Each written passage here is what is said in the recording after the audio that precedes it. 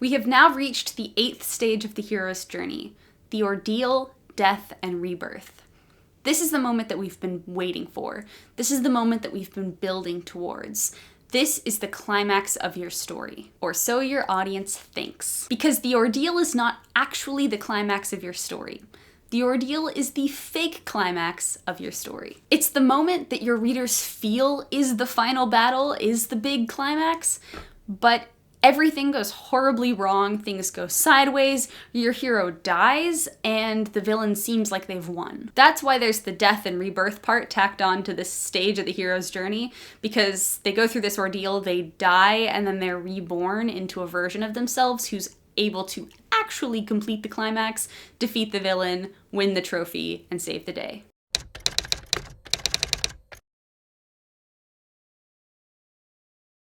So your job in writing this stage of the hero's journey is to be as convincing as possible that this is the real battle, and then to bring your character to their lowest of low before somehow bolstering them up into a changed version of themselves, not the version they were before, somehow different, who's actually able to defeat the villain. And I'm talking about stripping your hero down to their lowest of low, not just making them a little sad, like absolutely, utterly devastated, and so devastated that they might as well be dead for your story purposes. Sometimes your character actually is dead, or people think he's dead. It's like a fake out death moment where people think he's dead and then all of a sudden he rises up and he's not dead and then he can defeat the villain. But I personally don't feel like that's the best way to approach it. I think it's more effective if you're able to strip away the driving force behind that character and take away their spirit or cut them in some way that just pulls the entire rug out from under them on a personal character level. So in a traditional conception of the hero's journey,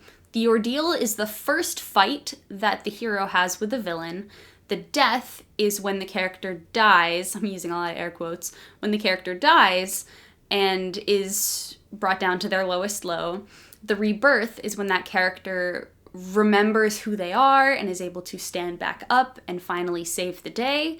And then this pushes us into the next stage of the hero's journey, which is their second big actual real fight with the villain. A lot of the times this step and then a couple of steps around it often take place in the same major battle, like all in the inmost cave, and all of these plot points are squished into this giant climax of the story, because this climax takes up a lot of space and it's the big transformative event of your story.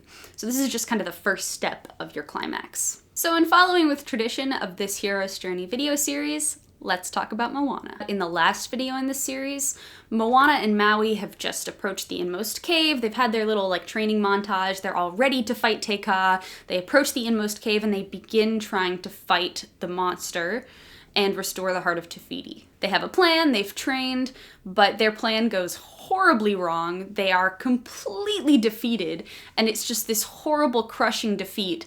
Maui loses his hook. Maui gets super mad. He leaves Moana by herself. She's just alone on this boat in this standstill water on the ocean, all by herself. She just doesn't think that she can do it, and so she gets really sad and throws the heart of Te Fiti into the ocean and just says that she's giving up and she's not doing it. The ordeal is this fight that Maui and Moana have with Te Kā and when they get horribly defeated. It's the fake climax. You think that this is going to be the big fight, but then they get defeated. It's not the real climax. In the death section, Moana doesn't actually die, but this whole time she's been propelled by her desire to save her people and her love for the ocean, and that has just been pulled out from under her because she's lost her spirit and she doesn't believe that she can actually do it. Then she gets a nice little visit from her mentor. Her grandmother comes back, and her grandmother talks and reminds Moana of her spirit and of the power that she has and of her ability to do it.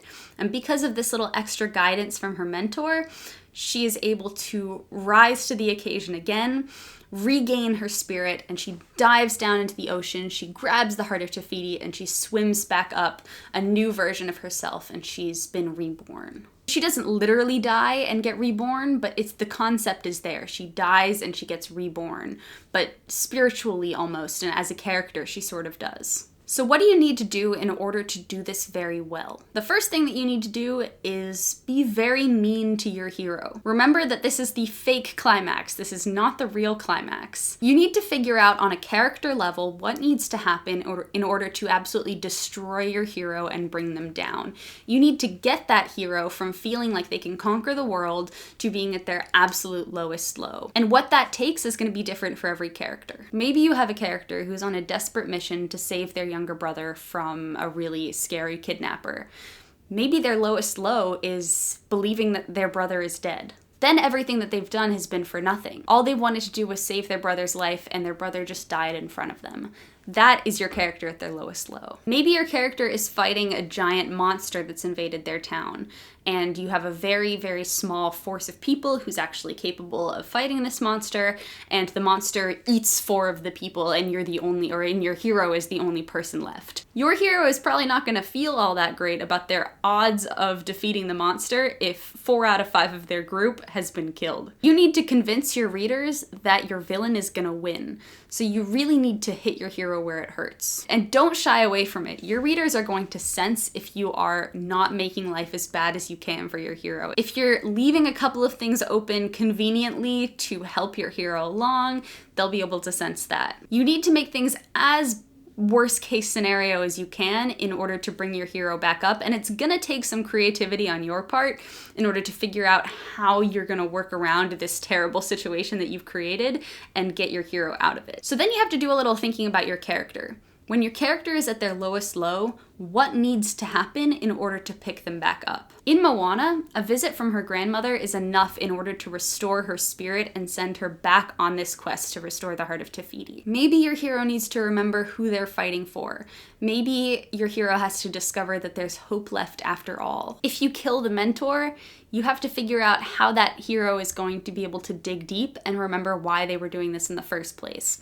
Maybe you killed the mentor earlier in the story and your hero is remembering the mentor saying something. They just need a little bit of a push in order to be reborn and to channel something that they learned during the test allies and enemies stage in order to defeat the villain. The reason they couldn't defeat the villain the first time is because they were lacking something that this rebirth process will give them. So you need to figure out what the missing piece is to your hero's ultimate character and how to deliver that to them as effectively as possible. For Moana, it was her belief in herself, and her grandmother was able to restore that in her. By the end of this stage in the hero's journey, your hero should be prepared and ready to defeat the villain for real this time. And that is what we're going to cover in the next video. Thank you so much for watching this video. I hope you found it helpful. If you did, please make sure to like it and also subscribe to my channel.